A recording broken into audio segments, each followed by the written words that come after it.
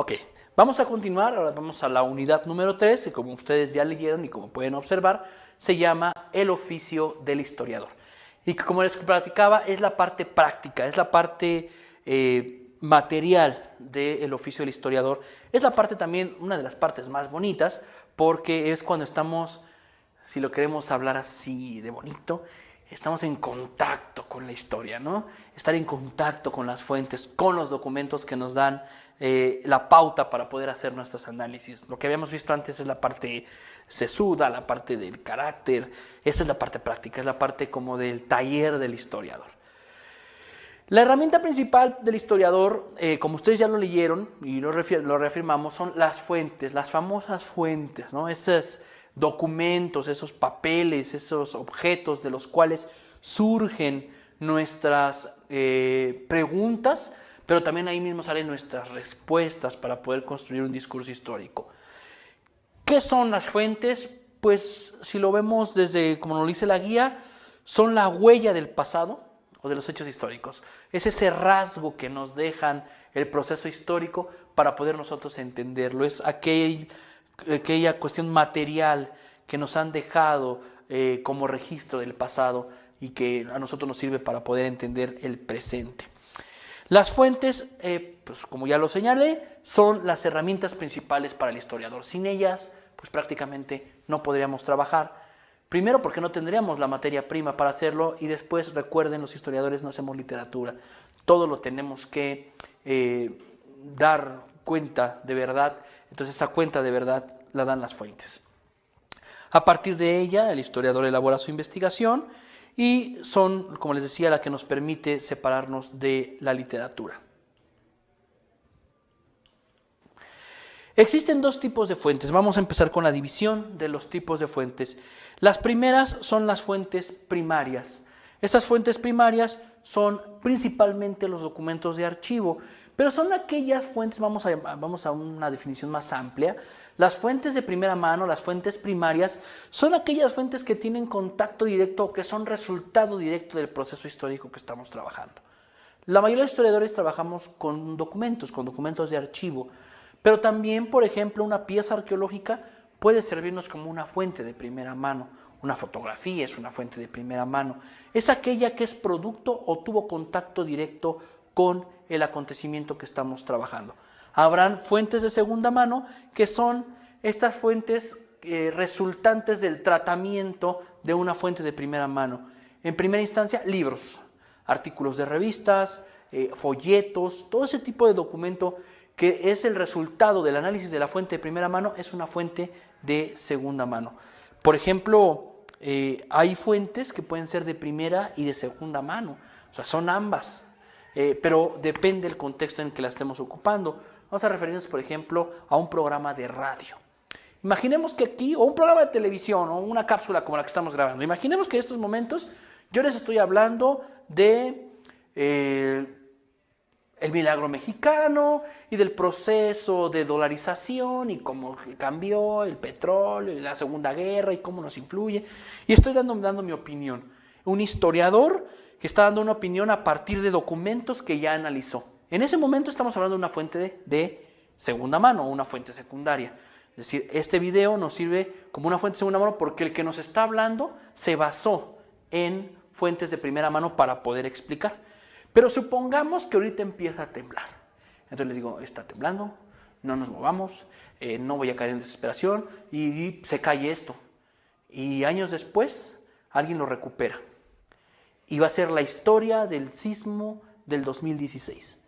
¿Qué es lo que está pasando aquí? Eso se convierte en una fuente de primera mano, porque sé cómo reaccionó la gente ante el sismo del 2016.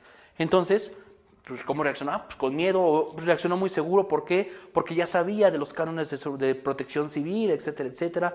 O a pesar de que era una sociedad preparada para catástrofes, aún así salió corriendo. Eso es una fuente de primera mano. Entonces vamos viendo cómo este video que nosotros estamos armando ahorita puede servirnos como una fuente de segunda mano o una fuente de primera mano. Esas son, pero bueno, las de segunda principalmente son libros. Aquí viene el trabajo importante, ¿no? Ya separamos nuestras fuentes, ya tenemos fuentes de primera y fuentes de segunda, pero no todo lo que brilla es oro, ni todo lo que nos dicen es verdad. Y aquí viene lo que nosotros le llamamos el colmillo del historiador. Por eso es oficio, porque esto de la crítica de fuentes es como aquel que se dedica a la carpintería. No de buenas a primeras te va a hacer un mueble. Tiene que saber el tipo de madera y para el tipo de madera el tipo de clavo que va a utilizar, el tipo de barniz, lo que va a hacer, cómo lo va a hacer. Para poder llegar a ser el maestro carpintero tiene que pasar por un largo proceso. Aquí los historiadores también, para poder ser un historiador, pues vamos a tener que entrarle a un proceso bastante largo que nos va dando técnicas, ¿no? O como le llaman brevemente, nos va haciendo colmillo. Y aquí nos vamos a dar a la autenticidad y la veracidad. Bien. Las fuentes que un historiador tiene que pasar, las tiene que pasar por un proceso que nosotros le llamamos de crítica de fuentes, es decir, las tenemos que analizar. Tenemos que ver qué nos está diciendo esta fuente. Pero antes de qué nos está diciendo ¿esta fuente es verdadera o es falsa? Para eso hay dos tipos de crítica, una interna y una externa. La crítica interna nos permite saber si la fuente es auténtica, es decir, si es falsa o es verdadera.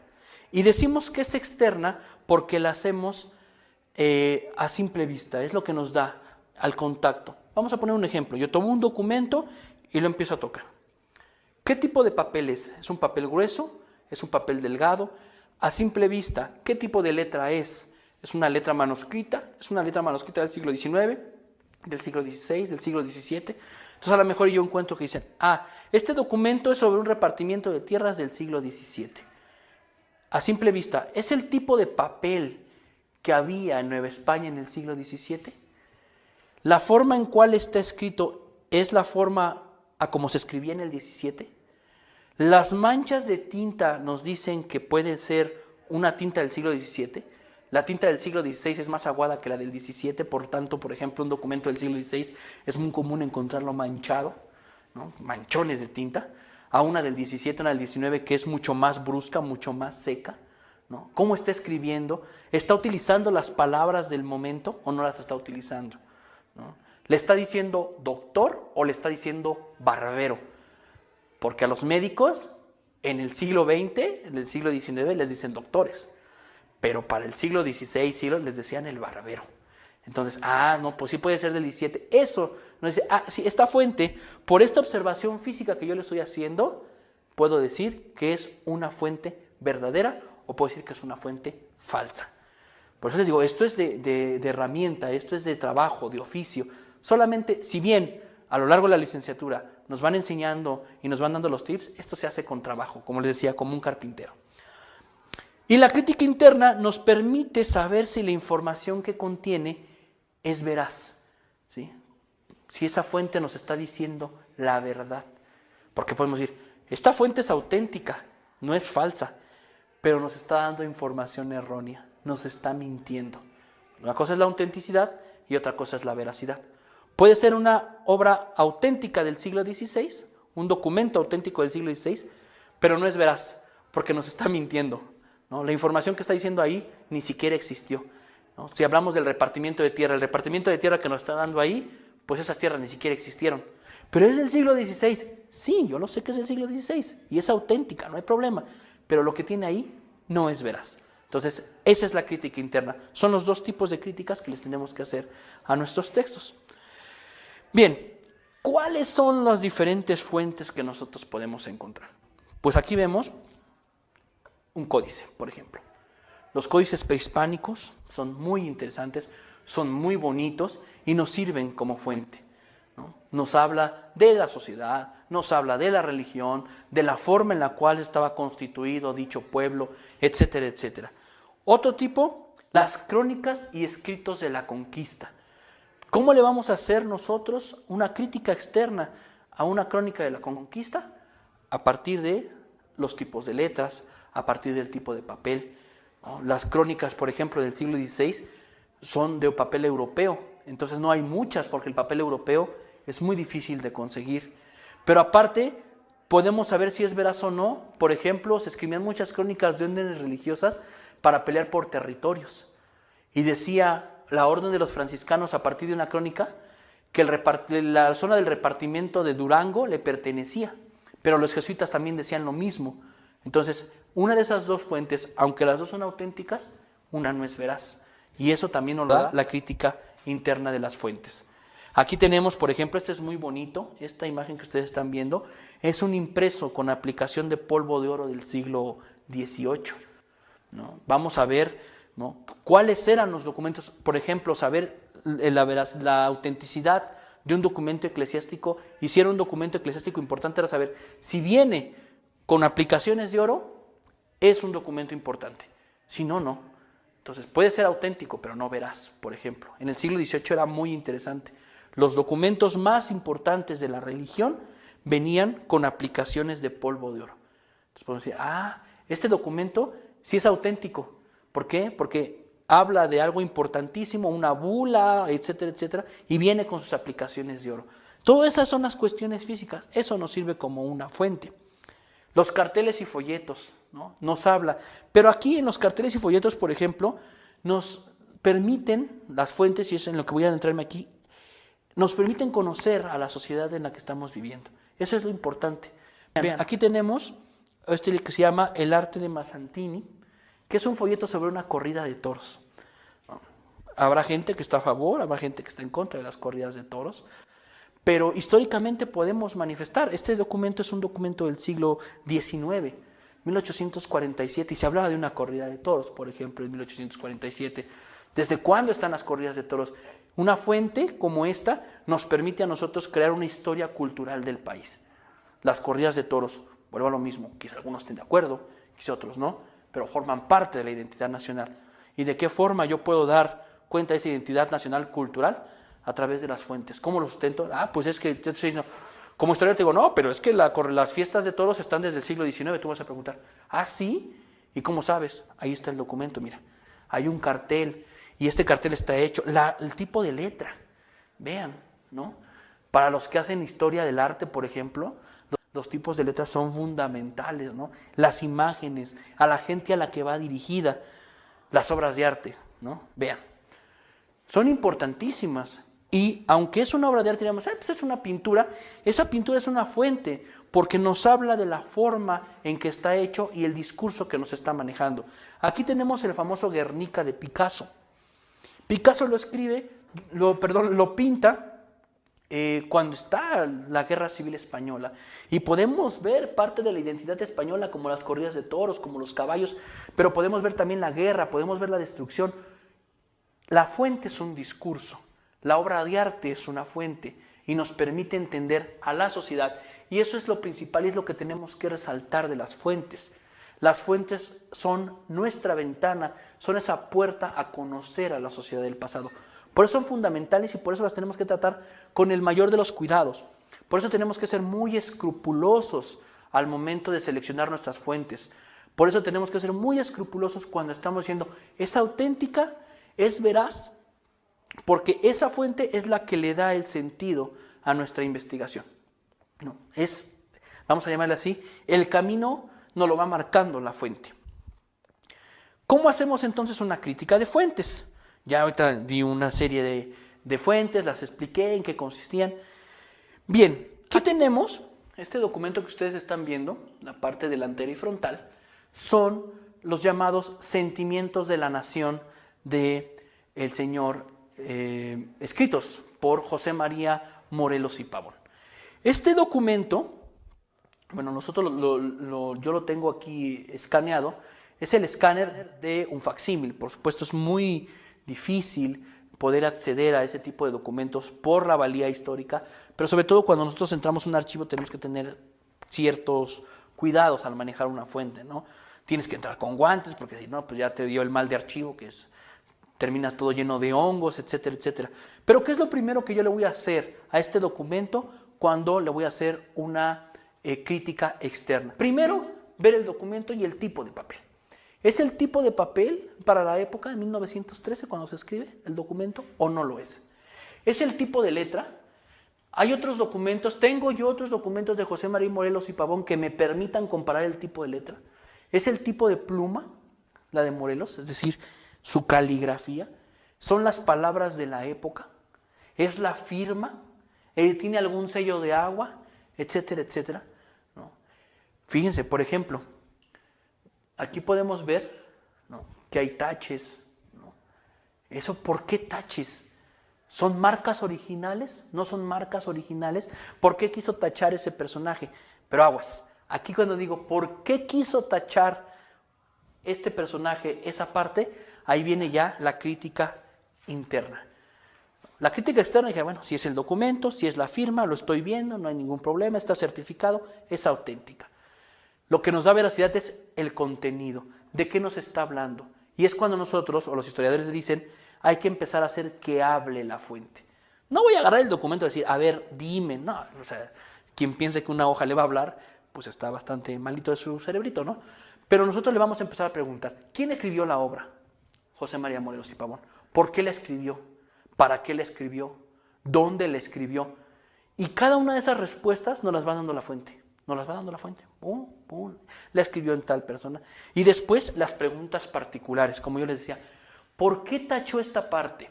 ¿Por qué esta parte de aquí está escrita con letras más pequeñas? ¿Por qué aquí parece que lo rayó? ¿Hay prisa por escribirlo? Y si hay prisa, ¿por qué hay prisa para escribirlo? ¿Por qué el Señor habla de una nación si para el momento no había la nación mexicana? ¿Qué está proponiendo? Es muy interesante. Ya está hablando de los sentimientos de la nación. O sea, hasta 1821 se acepta la independencia. Hasta 1824 México se forma como una nación. Pero para 1813 este hombre ya hablaba de una nación. ¿Cuáles entonces, a partir de esta fuente podemos hablar, cuáles son los pensamientos de Morelos? ¿Cuáles son sus ideales? ¿Qué lo motiva? Entonces íbamos dando cuenta cómo la fuente nos va a llenar de respuestas a más no poder. Aquí el chiste es hacerle las preguntas correctas. Esas preguntas correctas, ¿qué nos las da? El contexto histórico. Por eso es fundamental que los historiadores sepamos historia, ¿no? Porque si bien hace la decía, es que los historiadores no somos de fechas y eso, aguas. No somos de fechas exactas y no somos de aprender los nombres, pero sí de generar contexto. ¿Y qué nos ayuda a generar ese contexto? Las corrientes historiográficas que veíamos atrás, ¿no? La escuela de los anales. ¿Cómo le voy a preguntar, por ejemplo, desde la escuela de los anales a la fuente? ¿Dónde fue escrita? ¿En qué espacio geográfico fue escrita? ¿Cuáles eran sus fines políticos? ¿Existía atrás una sociedad? ¿Cuál era la cultura que embargaba o que abrazaba a José María Morelos y Pavón para que pudiera escribir esto? Así es como se hace una crítica interna de fuentes. Aquí tenemos otro ejemplo, ¿no? Aquí tenemos el himno nacional mexicano, la parte frontal, que es la parte de la portada, y atrás la letra del himno nacional mexicano. Y aquí le podemos volver a hacer las preguntas principales. El tipo de papel. Pero aquí otra, por ejemplo, la litografía. ¿Es una litografía de la época? Eso también nos puede decir si la fuente es auténtica o no. Porque a lo mejor yo te digo, es que este es del siglo XIX. Pero las formas de la litografía nos hablan de un documento del siglo XX. Entonces no es auténtico, es apócrifo, ¿no? Aquí, ¿qué está pasando? Las águilas en el siglo XIX no se pintaban de esa manera, se pintaban de otra. Esta, después de un análisis que yo les muestro, es una fuente auténtica. Pero vamos con la veracidad. El himno. ¿Qué le podemos preguntar al himno? Hay una estrofa del himno nacional que dice y habla del héroe de Zempoala. ¿Quién es el héroe de Zempoala? ¿Por qué del himno nacional actual se quita el nombre de Agustín de Iturbide? Hay una parte, hay una estrofa que dice, hablemos de Agustín de Iturbide. Y lo di como el padre de la patria, dice, y el texto más o menos dice así, de Iturbide la loable bandera, o sea, la bandera de Iturbide. ¿Y por qué lo quitamos? Hoy en día el himno nacional dice, por el dedo de Dios se escribió. En el documento que tenemos aquí dice, por el dedo de Dios se ocultó. ¿Qué está pasando? ¿Por qué la fuente del siglo XIX dice, por el dedo de Dios se ocultó? ¿Qué pasó ahí? No se escribió, ahora nosotros pensamos que Dios escribió la historia y no, resulta que en el siglo XIX Dios ocultó la historia. Contexto histórico. Preguntas, ¿qué estaba pasando en ese momento en México que obliga a que digamos, por la mano de Dios se ocultó? Estamos en un momento en el que los liberales están al frente y los liberales se caracterizan, sobre todo los radicales, por quitar todo a Dios y échenle la culpa a Dios de todo. Está hablando del discurso de la época. La fuente nos habla de la época. Que hoy vemos un texto del himno nacional, ¿nos está hablando de otra época? Pues por supuesto, un Estado laico, pero que a pesar de que es un Estado laico, reconoce cierta primacía de alguna religión. En ese momento Iturbide, el héroe de Zempoala es nada más y nada menos que Santana. ¿Y a quién estamos ensalzando? Santana. ¿Y cuándo se cantó por primera vez el himno nacional? En tiempos de Santana.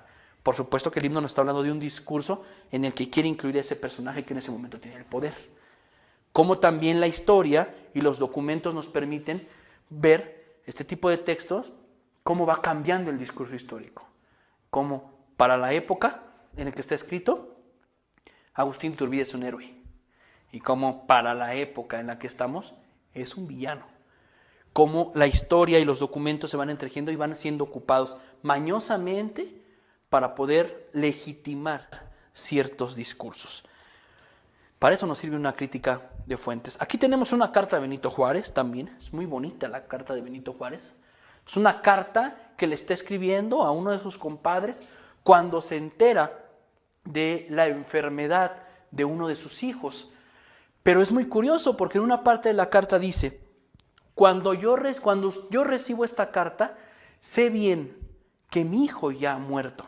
Entonces, la carta que le manda el compadre es para decirle que su hijo está enfermo. Pero cuando él le escribe, dice, pero yo ya sé que está muerto. Nos habla del correo. ¿Cuánto tiempo? Porque la carta que le manda el compadre se la manda desde la Ciudad de México.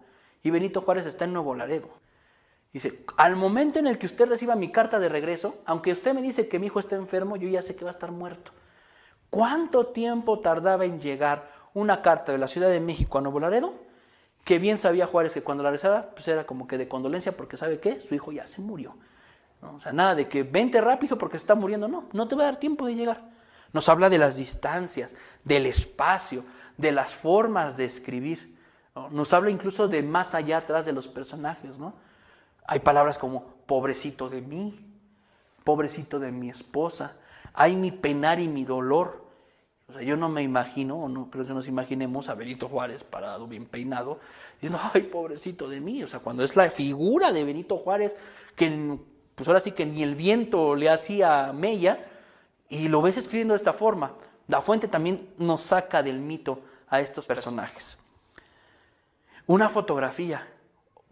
Yo creo que son de las fuentes contemporáneas más importantes. Nos hablan tanto del momento en que se está tomando la fotografía como de las personas que están detrás. Imagínense ustedes después de esto hacer una historia de la moda militar mexicana. Miren cómo se vivían a esta villa. Ahí lo vemos, ¿no? Pero además, vean lo que dice la imagen. Pancho Villa y su staff. Abajito dice Francisco Villa y su staff. Ah, caray, ¿cómo que su staff? La pregunta que le podríamos hacer de análisis interno a la fuente es, ¿por qué se habla de un staff? Y empezamos a hacer la investigación y los resultados de las fuentes y los resultados de la investigación histórica nos dice que Villa aparece dentro de la nómina de artistas de una cinematográfica gabacha, ¿no? De Estados Unidos, que le pagaba porque dejara grabar sus batallas. Por supuesto, y aquí uno empieza a entender muchas cosas, ¿no? Volvemos a la cuestión de la historia global o total de los análisis de la historia social inglesa. Para poder analizar esto, tenemos que saber un poco de cine. Y sabíamos que las batallas en la Revolución Mexicana se daban en la noche. ¿Qué es lo que hacía Villa?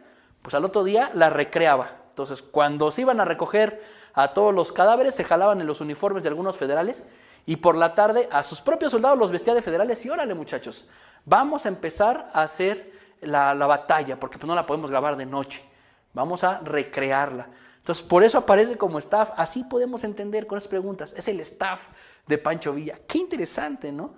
Las bombas, ¿no? Yo alguna vez platicaba con una persona que se dedica al cine y decía, cuando se nota que es un bombazo artificial, pues el humo sale blanco, porque la pólvora cuando se quema es de otro color, es totalmente negra, las bombas son negro y en las películas de Pancho Villa no se ve gris, ¿no? Se ve blanco, entonces eso es algo que se está recreando.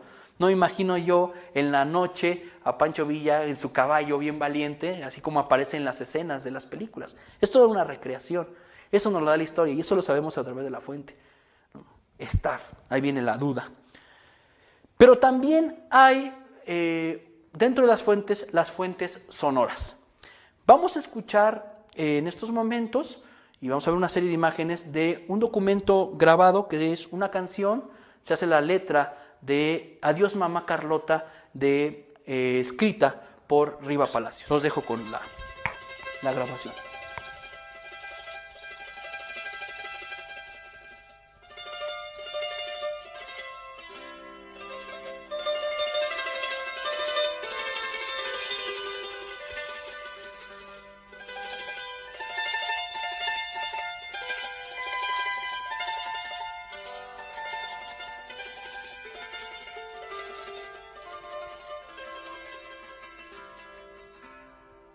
Alegre marinero con voz pausada canta y el ancla ya levanta con extraño rumor. La nave va en los mares botando cual pelota. Adiós mamá Carlota, adiós mi tierno amor. En la remota playa te miran con tristeza la estúpida nobleza del mocho y el traidor. En lo hondo de su pecho ya sienten su derrota. Adiós mamá Carlota, adiós mi tierno amor. Acábanse en palacio, tertulias, juegos, bailes, agítanse los frailes en fuerza de dolor. La chusma de las cruces gritando se alborota. Adiós mamá Carlota, adiós mi tierno amor.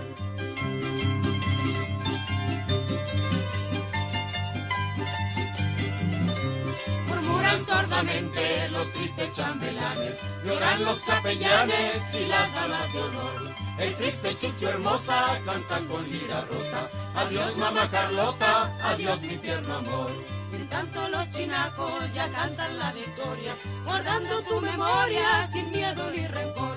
Dicen mientras el viento tu embarcación azota. Adiós mamá Carlota, adiós mi tierno amor. Adiós mamá Carlota, adiós mi tierno amor.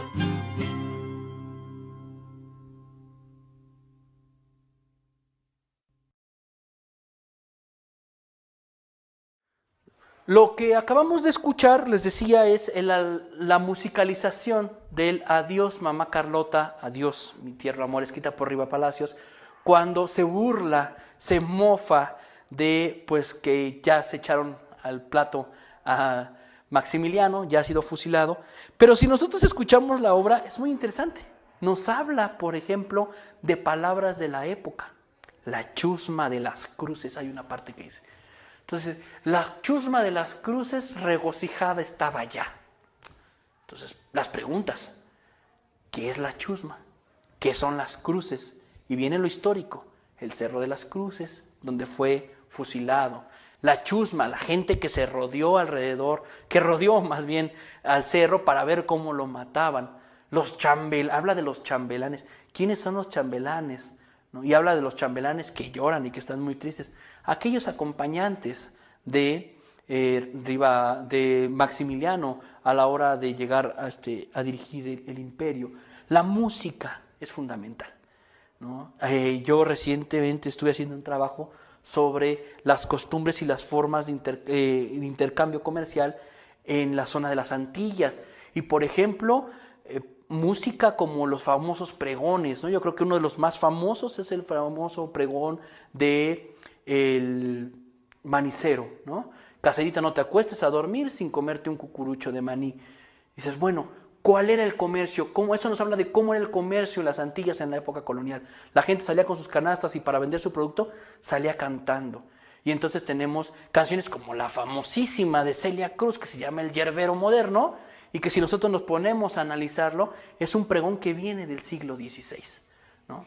Ella lo canta y hoy todo el mundo lo bailamos, pero tiene una raíz histórica, es una fuente para saber de qué forma o cómo se vendía en las Antillas, incluso en México también se llegó a pregonar. Hay una canción muy famosa, El Pregonero de Campeche, que nos habla de cómo se hacía el comercio en la época pasada.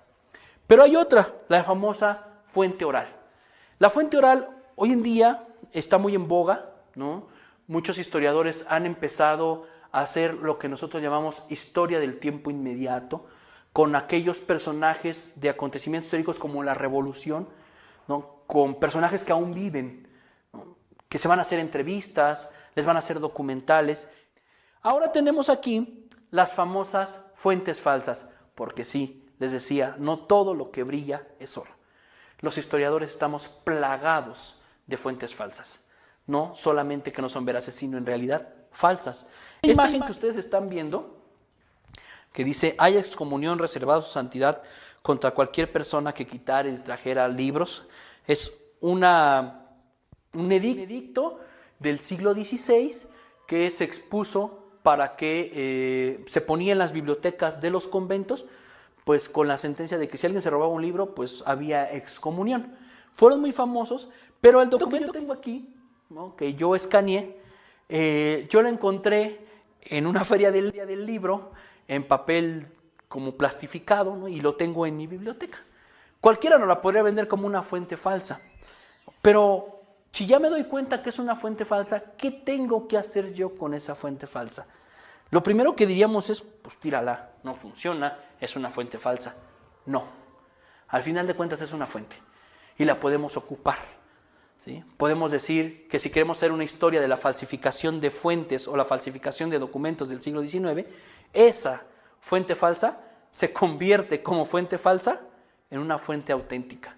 Es auténticamente falsa y nos funciona para una investigación. Y eso es lo padre de los historiadores, no desperdiciamos absolutamente nada. El historiador sale al campo, ¿no? Ya hablando de este oficio y de la chamba que hacemos. Los historiadores sí trabajamos en el campo. En muchas ocasiones, por eso muchos no quieren estudiar historia. No, es que yo quiero salir al campo y quiero estar caminando y hacer. Los historiadores sí salimos al campo, pero nuestra labor en el campo se desarrolla principalmente en los archivos. Vamos a trabajar a los archivos. No somos de los que salimos a llenarnos las botas de lodo, ni andamos, bueno, algunos, como lo pueden ver en la historia oral, sí hacen entrevistas, pero la mayoría de nuestro trabajo de campo es en los archivos. Es un trabajo muy rico, es muy interesante, pero bueno, vale la pena intentarlo porque ahí es el contacto directo con las fuentes. Podemos ver, tenemos fotos. Aquí la más grande es la foto del Archivo General de la Nación. Tenemos arriba el Archivo General de Indias de Sevilla y abajo el archivo del Museo Nacional de Antropología. Ahí es donde trabajamos los historiadores. Eso es lo fascinante, trabajar con las fuentes. Bien, pues hasta aquí vamos con la unidad 3 del oficio del historiador. Vamos a darle paso a nuestra última unidad, y que es la cereza del pastel.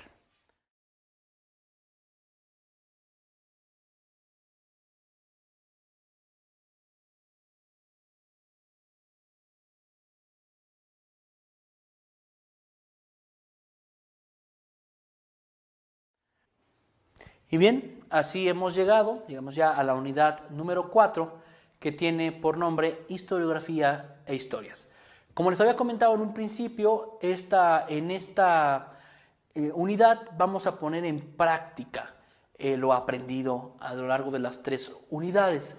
La parte teórica, que ya lo vimos en la unidad 2, y la unidad 1 también, y la parte práctica, que está en la unidad número 3.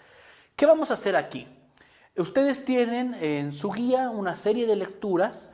Esas lecturas, después de leerlas de forma detallada y meticulosa, lo que tendrán que ustedes hacer es comenzar a analizarlas. ¿Y cómo las vamos a analizar? Tendremos que definir de cada una de esas lecturas cuál es el tiempo y el espacio histórico que los autores manejan.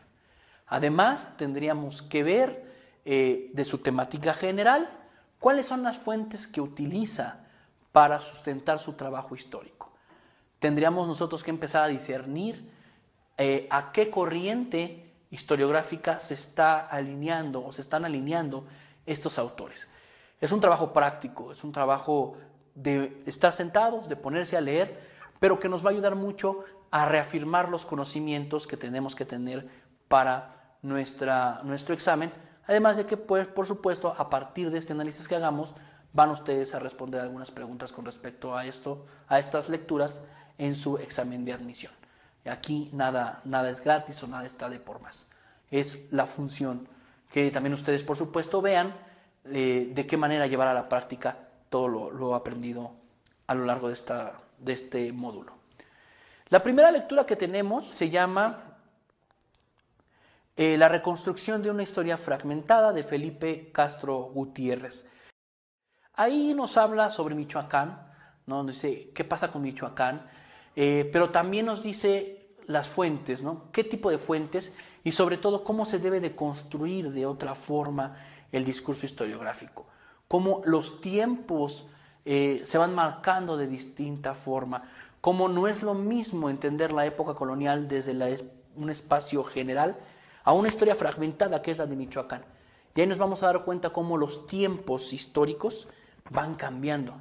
No es el mismo, aunque estemos hablando, o la lectura esté hablando, Felipe Castro nos diga, de la historia colonial de Michoacán, ahí lo interesante es que podamos darnos cuenta que la cronología, el tiempo y el espacio de la historia colonial michoacana no es el mismo tiempo y espacio de la historia colonial de Nueva España en general, a pesar de que Michoacán está inmerso en este nuevo mundo que se llamó Nueva España. Después vamos a tener una lectura que se llama El cristianismo en el espejo indígena, de Gerardo Lara Cisneros. Gerardo Lara Cisneros, en este texto que también es muy bonito, habla también de Michoacán, de la zona tarasca de Michoacán, nos habla de la otredad, que es otro tema que también ustedes tienen que analizar, muy importante. Nos dice, si bien estamos acostumbrados a el proceso de evangelización visto desde los padres, desde los frailes, vamos a intentar ver cómo es esa evangelización vista desde el indígena. Entonces, eso es muy interesante, porque ahí lo que me gustaría que ustedes resaltaran es las fuentes, porque es muy curioso. Aquí recuerden, lo que tenemos, muchas de las fuentes que tenemos sobre la evangelización son las crónicas que dejaron los frailes. Pero ¿dónde está esa información del evangelizado, es decir, del indígena? ¿De qué manera entonces nosotros podemos sustentar un discurso histórico desde la parte del vencido y no del vencedor? Vamos a pasar después a otra lectura que se llama Zapata y la Revolución Mexicana, de John Womack. Este es un libro fundamental, bonito, que ya después de que se hayan preparado para su examen, que ya después de que lo hayan presentado, léanlo, ¿no? Léanlo. Pero ya después, ahorita enfóquense en lo que tienen enfrente, que es su examen de admisión a la licenciatura. John Womack, aquí es muy interesante este texto. En este texto que se llama Zapata y la Revolución, John Womack nos habla de este levantamiento armado de los zapatistas, pero con una peculiaridad: el preservar su forma de trabajo, el preservar la forma de vida.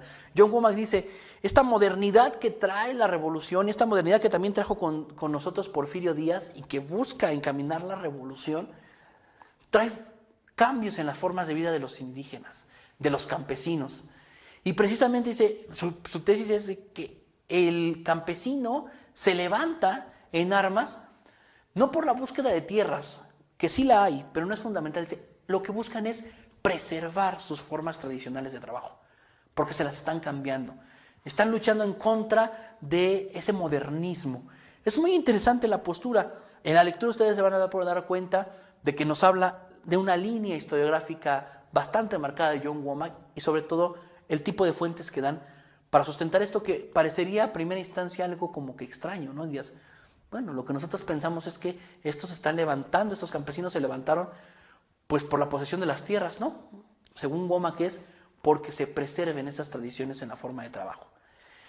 Aquí vamos a tener un trabajo de comparación, porque después vamos a tener una lectura que se llama Trayectoria ideológica de la Revolución Mexicana, de Jesús Silva Gerson.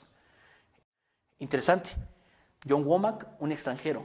Jesús Silva Herzog, un mexicano. Un mexicano priista, ¿no? Con distintas formas de ver. Y aquí vamos a tratar, en la parte en la que ustedes van a leer, también habla sobre el zapatismo. Y lo interesante es que ustedes ahí identifiquen, ¿sí?, cuál es la idea que tiene Jesús Silva Herzog del levantamiento de los campesinos zapatistas.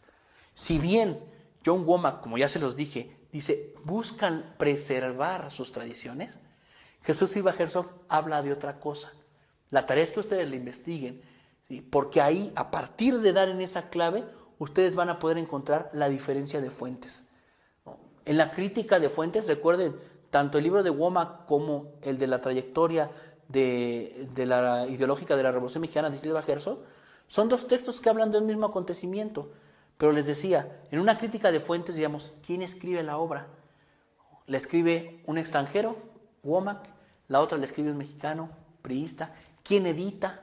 ¿No? Porque también está editado por el Fondo de Cultura Mexicano, el de Silva Herzog, que en ese momento pertenecía al Estado mexicano. Entonces, vamos a ver también esa trayectoria, ¿no?, el discurso ideológico de Silva Herzog. La siguiente lectura es una lectura que lleva por nombre Redes e Historias, de Magnelli Magnelli. Eso es muy interesante. A mí en lo personal me gusta el texto. En él nos vamos a encontrar una aproximación historiográfica, lo digo, de la escuela de los anales, ¿no? Ya se los dije, pero ustedes traten de argumentar por qué de la escuela de los anales. El texto es muy interesante porque nos dice y nos habla de una red internacional. Dice, hay acontecimientos, ¿no?, que a pesar de que espacialmente se dieron en lugares geográficamente bastante lejanos, nos hablan de un transcurso de la idea, de un transcurso de la historia y de muchas similitudes. Por ejemplo, nos habla de la aparición del arco. Dice, qué interesante que el arco aparezca tanto en Europa como en Asia, como en América, si bien en momentos un poco dispares, pero en momentos en que nunca tuvieron contacto. Entonces, ¿cuáles son esas redes que nos permiten, ¿no?, que exista eso? Las tres, Europa, Asia, América, usan el arco, pero en ningún momento tuvieron contacto para poder compartir esa información. Entonces, si eso sucedió, ¿qué está pasando ahora que estamos cada vez más envueltos en estas redes, ¿no? Y eso nos va a permitir explicar nuestra realidad. Hoy estamos cada vez más metidos en las redes informáticas. ¿De qué manera? Y eso es lo que tenemos que recapacitar, porque recuerden que la historia de eso trata, de entender nuestro presente a partir del pasado. ¿De qué manera, ¿no?, estas redes tan antiguas hoy se siguen manteniendo y siguen creciendo y nos siguen fortaleciendo y hoy nos siguen definiendo como una sociedad? Bien, y la última lectura que van ustedes a revisar se llama Vista Panorámica del Siglo XX, y como se podrán haber dado cuenta si ya leyeron, o se darán cuenta si lo van a leer apenas, esta lectura, este fragmento, está escrito nada más y nada menos que por el historiador del cual hemos estado hablando a lo largo de este módulo, del famosísimo Erich Hobsbawm, ¿no? Erich Hobsbawm trata de explicarnos en ese texto la función de la historia, y de la cual hemos venido platicando ya varias veces.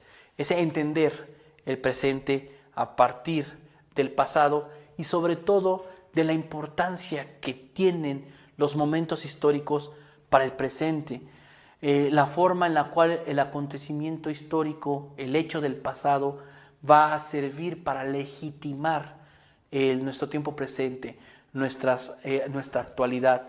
Él habla, ¿no?, en su lectura habla de un acontecimiento, ¿no?, que surge en medio de la guerra de los Balcanes, no en la guerra de los Balcanes, sino cuando está el conflicto entre Bosnia y Herzegovina. Se presenta el primer ministro en Sarajevo y dice, bueno, da un discurso alrededor de lo que representa un conflicto en Bosnia y en Herzegovina. Pero dice, lo curioso no es que haya dado ese mensaje en Bosnia en un momento de guerra.